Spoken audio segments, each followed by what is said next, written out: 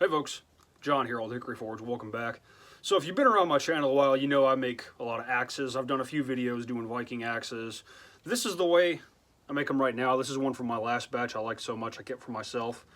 But the way I make these is I do what I call a dovetail weld, where I have a mild steel eye that's fanned out and the blade is seated into it and it's all forge welded together to make the axe. And it works good. But I was watching Phil Baumhart over at Blackheart Forge the other day, link in the description. He's a blacksmith I've followed for quite some time. He made an axe out of a railroad spike, and what he did was what's called an asymmetrical weld. And historically, that's the way it would have been done. I don't know why I didn't think of it sooner, but I think it might be a little bit easier to pull off than the dovetail weld I've been doing. So I'm going to give that a go. What I got here, chunk of 1/4 inch thick by 6 inch wide, 1075. We're going to cut out a preform based off the measurements of this axe and see what we come up with, so stick around. So here's our rough preform cutout. We have center punch marks 3 1/4 inches from the end and 3 1/4 inches from the back of the blade. This material in the middle will be spread out to make the eye. This end will be scarfed. We'll bring it around, weld that up, and hopefully have an axe. First things first, like I said, we're just going to spread out the material between those 2 center punch marks.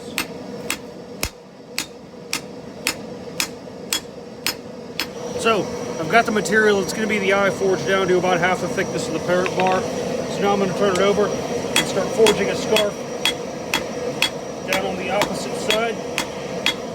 This will make the forge weld easier to blend later on.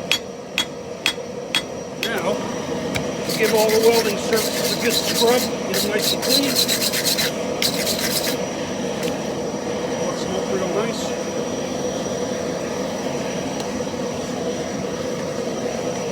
Bend around what's going to be our eye.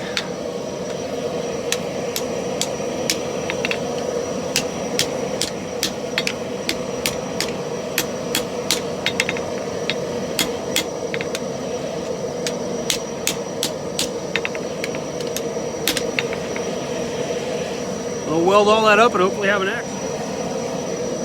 Alright, first weld, here we go. Starting at the back of the eye, working my way forward.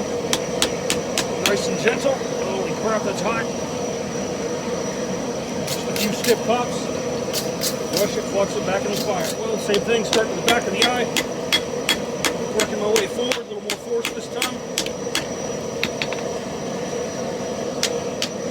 So, to blend the scarf in, just use a smaller hammer. Just get it in there real nice. So that scarf is blending in pretty good. That seam will go away whenever we grind the axe.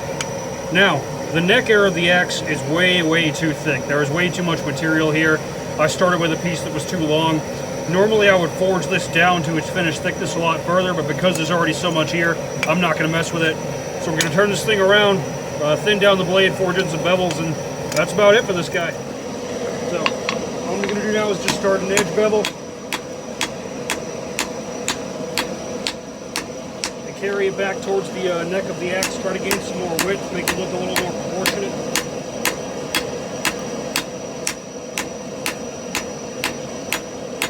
So, because I didn't have a lot of time to dress the weld, I am a little concerned about this eye.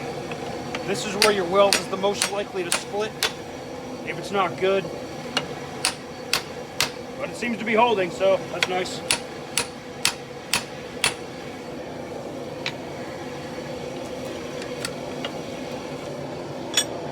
See what I mean?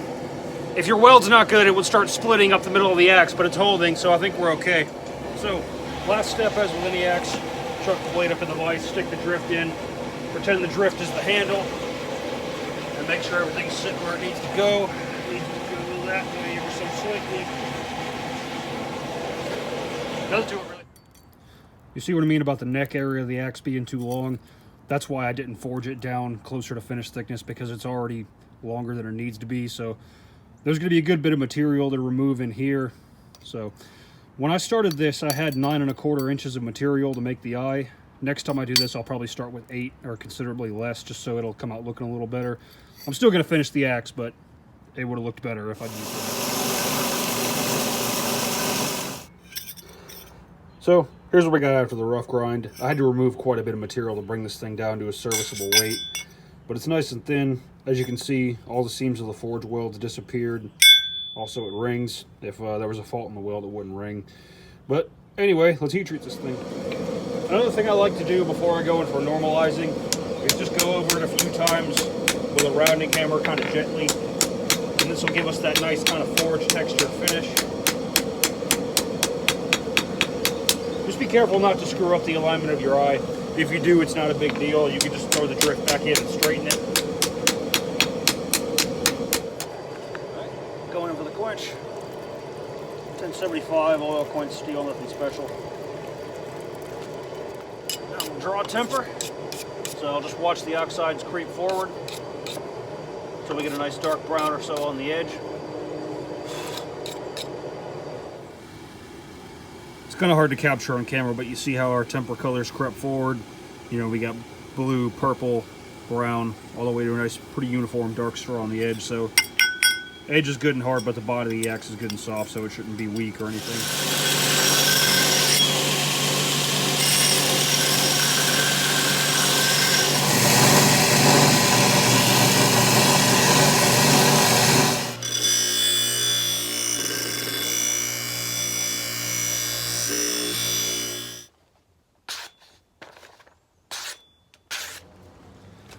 Give it a few whacks.